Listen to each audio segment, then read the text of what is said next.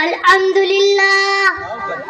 لله وكفى وسلام على عباده الذين اصطفى أما بعد فأعوذ بالله من الشيطان الرجيم بسم الله الرحمن الرحيم قل هل يستوي الذين يعلمون والذين لا يعلمون صدق الله العظيم.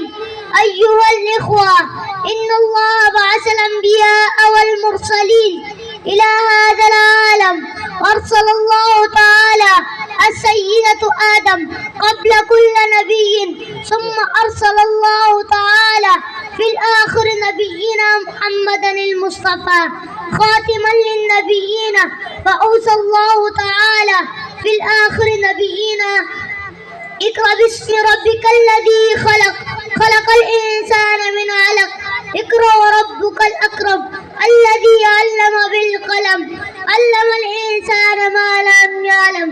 وقال تعالى قل هل يستوي الذين يعلمون والذين لا يعلمون.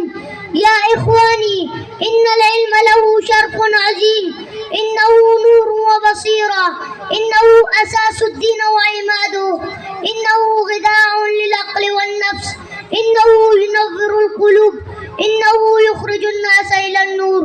والسلام.